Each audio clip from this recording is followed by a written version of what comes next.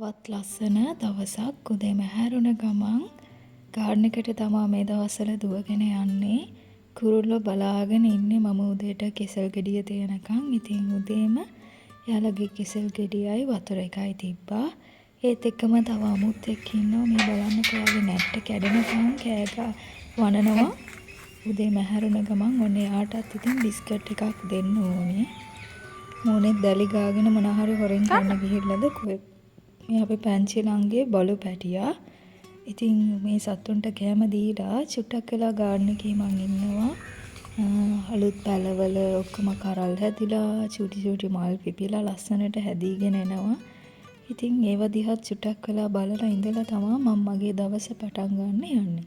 මේ මගේ pregnancy journey එකේ 5 වෙනි සතිය. හරිම එක්සයිටඩ් එන හැම දවසක්ම ඉතින් බලමු මේ දවස කොහොමද ගත වුනේ කියලා. අද සිම්පල් ලන්ච් එකක් හැදුවේ. තිබ්බටු මල් තෙල් දැම්මා, හාල් මැස්ස දාලා. ඒත් එකම මුං පැල බීජ කියන්නේ අර චුට්ටක් දවස් දෙකක් තිබ්බම මුංට මුල්ල අද්දනවා වගේ වෙන්නේ. ඒවා ඉව්වා. ඉතින් මේ ප්‍රෙග්නන්ට් කාලේ ගොඩාක් හොඳයි කියනවානේ මේ ස්ප්‍රවුට් මේවා කන එක. කියන්නේ ඔක්කොම මුං ඇට ඒ වගේ දේවල් මෙහෙම අර පැල කරලා කන එක හොඳයි කියනවා. ඉතින් මම ඉස්සරින් ඉඳන් මේක හදනවා. අද විශේෂයෙන් ඉතින් ඒකත් හදාගත්තා. ඒත් එක්කම මගේ ලන්ච් බොක්ස් එක මම මාරු කරා මේ ග්ලාස් එකකට. මේක ගොඩාක් කල් අරගෙන වුණාට හරි අමාරුයි පාවිච්චි කරන්න. මම ඒක නිසා ටිකක් දවස් පාවිච්චි කරන්න අරගෙන අතෑරලා දාලා තමයි අර කලින් ප්ලාස්ටික් ඒවා පාවිච්චි කරේ. ඉතින් මට හිතුණා ඒකත් කමක් නැහැ හොඳයි මේකට මාරු වෙන එක කියලා. දැන් මේකට නම් රස්නෙන් කෑම දාන්න පුළුවන්. ඉතින් ඔෆිස් එකේ යාළුවන්ටත් අරගෙන යන තිබ්බට ටිකුත් පැක් කරගත්තා. ඊට පස්සේ උදේ සව් එකක් හැදුවා. ඒකත් බිව්වා. හස්බන්ඩ් මමයි දෙන්නම් බීලා ඔෆිස් යන්න හදන්නේ. අද ට්‍රාන්ස්පෝර්ට් එකේ ගියේ නැහැ. මේ ප්‍රෙග්නන්ට් කියලා දැනගත්තට පස්සේ මම ඔෆිස් යන දෙවෙනි දවස. ඉතින් අද චුට්ටක් පරක් වෙලා හස්බන්ඩ් එක තමයි යන්න හිතාගෙන ඉන්නේ. ඉතින් සව් එකත් බීලෙවලා ඊට පස්සේ ඔක්කොම හස්බන්ඩ්ගේ කෑම මේ ග්ලාස් බෝල් වලට බෙදලා ඉතුරු කෑම අම්මලාට දෙන්න මේ භාජන වලට දාලා වලං හිම හොදලා කිචන් එක අස් කරලා නාලා ලස්සන මල් වට්ටියක් හදලා බුදු පහන පත්තු කරලා වැන්දා. අද දවසටත් විශ්වයට ස්තුතිවන්ත වුණා.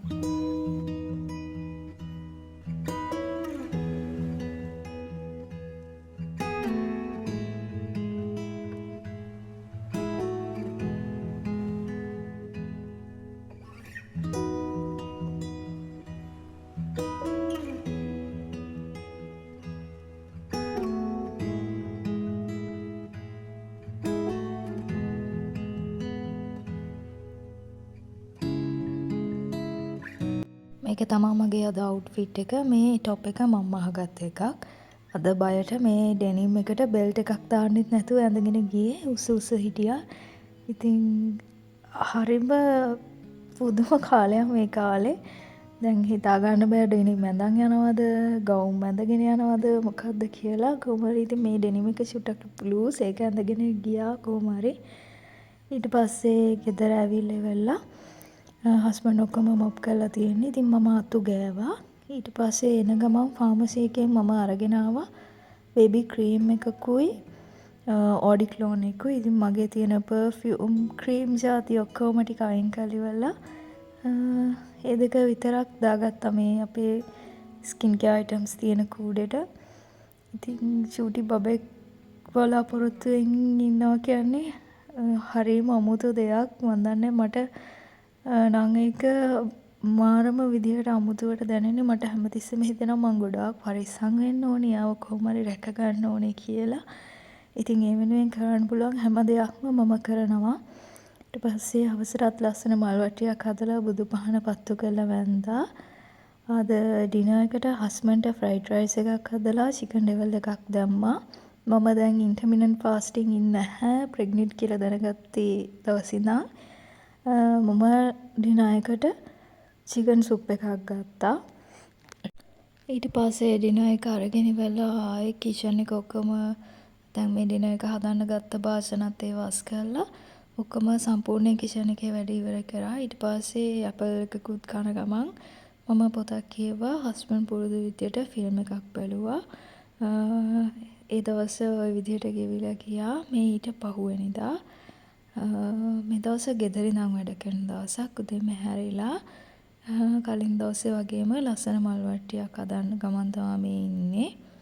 මං හිතන් ඉන්නවා මේ ප්‍රෙග්නන්සි එක පුරාවටම හැම වීක් එකම බ්ලොග් එකක් අරගෙන එන්න. ඉතින් මට මේ 5 වෙනි සතියේ කිසිම සිම්ටම් එකක් දැනෙන්නේ නැහැ.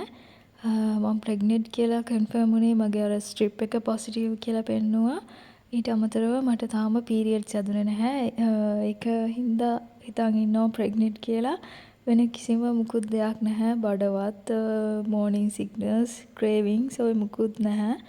ඇඟට චුට්ටක් මහන්සි වගේ දැනෙනවා. ඒ අපි ගිය සතියේ බීච් ගිහින් හොඳටම නටපු හින්දා වෙන්නේ නැති කියලා හිතෙනවා. ඕවා තමයි ඉතින් මේ සතියේ තොරතුරු.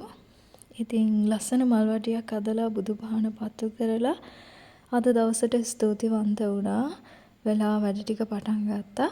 ඔන්න දැන් මම පහන පත්තු කරලා ඉවර වෙනකම් බලන් ඉන්නේ නැතුව මේ කුරුල්ලෝ ඇවිල්ලා හොයනවා කෑම බලන්නකෝ.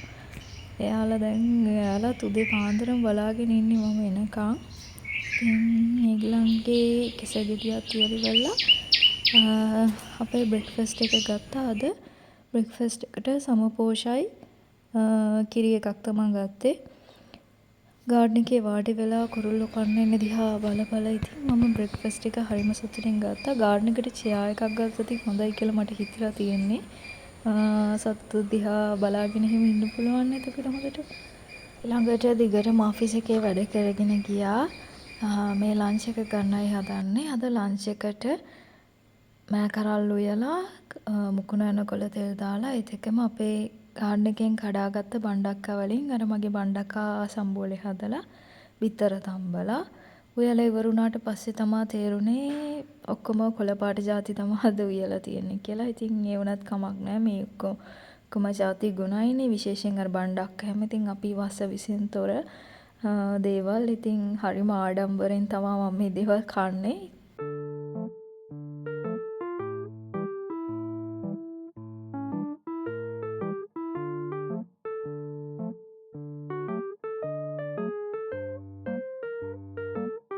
පත් කාලා අලිගර පෙරවලට සීනි ලුණු දෙහි චුට්ටක් දාලා මේ විදිහට හදාගෙන කෑවා.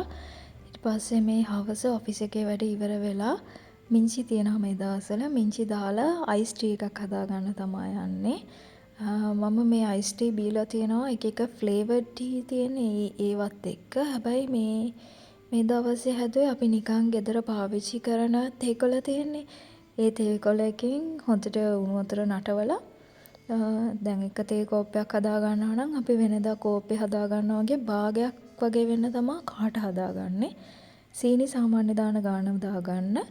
ඉතුරු ටිකට අයිස් කැට දාන්න. ඊට පස්සේ මේ මිංචි කොළ ටික මෙහෙම චොප්ප කළා වගේ දාලා බොන්නයි තියෙන්නේ. හරිම රිෆ්‍රෙෂ් වෙනවා වගේ එකක් දැනෙනවා. කටට ගන්න කලින් නහයට එනවා මේ මිංචි වල සුගඳ. ඒකෙන්ම නිකන් හරි රිෆ්‍රෙෂ් ගතියක් ඇඟට දැනෙනවා. ඊට පස්සේ දැන් මේ දවස්වල ඇවිදින එක හොඳයි කියනවනේ ප්‍රෙග්නන්ට් කාලේ. හින්දා මම අපේ ගෙවල් ගාව තියෙන ග්‍රොසරි එකට ගියා. මේ ගියේ කුරුල්ලන්ට කෙසෙල් ගෙඩිය අරගෙන එන්න. ඉතින් දවසම වාඩි වෙලානේ වැඩ කරන්නේ. හින්දා මේ ටික දුර හිමීට ගියා. ඊළඟට ඔන්න මගේ මල් සාප්පුවේ වැඩ කරන්න පටන් ගන්නෙ. මේ බොකේ එක අපි ප්‍රෙග්නන්ට් කියලා දැනගත්ත දවසේ හස්බන්ඩ් ගෙනත් දුන්න එක. දවස් දෙකක් දැන් ඒක වතුර එකේ තිබ්බා. අද මම හදන්නේ ඒකේ ඔක්කොම මල් ටික වෙනම වෙන් කරලා පැන්සිලන්ටයි අම්මටයි දීලා ලස්සන චූටි භාජන වලට දාගන්නවා.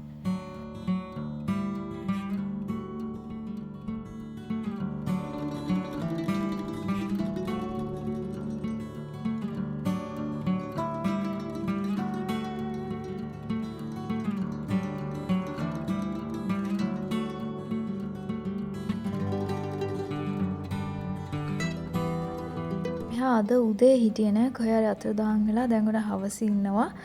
ඉතින් එයාටත් බිස්කට් කවන ගමන් මම චුට්ටක් වෙලා ගාඩන් එකේ වාඩි වෙලා බලාගෙන හිටියා. ළඟකදීම දවසක අනිවාර්යයෙන් මම ගාඩන් එකට පුටුවක් ගන්නවා. මේ වාඩි වෙලා ඉනකොට හරි සනීප ගතියක් දැනෙනවා ඇඟට. ඇඟට වගේම හිතටත් ඒක දැනෙනවා. මම ග්‍රොසරි එකට ගිහින් එන ගමන් පිච්ච පොහොට්ටු කඩන් ආවා. මෙහෙම වතුර එකේ දාලා තිබ්බම චුට්ටක් වෙලා යනකොට පිපෙනවා. මම පෙන්නන්නම් මම බුදුපහන පත්තු කරපු වෙලාවේ ඒව කොහොමද තිබ්බේ කියලා. ඒත් එක්කම ලස්සන හෙන්දිරික්කා වට්ටියකුත් හදාගත්තා. මේ තියෙන්නේ ඊයේ මම දාපු පිච්ච පොහොට්ටු ටික දැන් පිපිලා චුට්ටක් පර වෙලා තියෙන්නේ. ඒකත් සාලේ මැද්දෙන් තිබ්බ සුවඳ හින්දා. අන්න බලන්නක මල් පූජා කරලා ඉවර වෙනකොට අර පිච්ච පොහොට්ටු ටික ලස්සනට පිපිලා මුළු ගෙදරම සුවඳයි. ඉතින් හරි ආසයි මම මේ සුවඳ ලස්සන මල් පූජා කරන්න. හස්බන්ඩ් ආවට පස්සේ හස්බන්ඩ් ගෙනුත් මෙයා පගාවිල්ලනවා. බලන්නකො මේ දෙන්නත් එක්ක හුරතල් වෙන හැටි. අපි දෙන්න අද චුට්ටක් එළියට ගියා. ෆුඩ් සිටි එකකින් ගණන් මනන් ටිකක් ගන්න තිබ්බා. ඒ ටිකත් අරගෙන ආවා. ඉතින් සාමාන්‍යයෙන් අපි මෙහෙම හස්බන්ඩ් ආවට පස්සේ එළියට යන්නේ නැහැ. අපි ගොඩක් වෙලාවට ගෙදර තමයි ඉන්නේ. වෙනසකටත් එක්ක යහකව චුට්ටක් එළියට ගිහින් එමු කියලා. ඉතින් දෙන්නත් එක්ක ගිහින් ඔය පොඩි පොඩි දේවල් ටිකක් අරගෙන ආවා.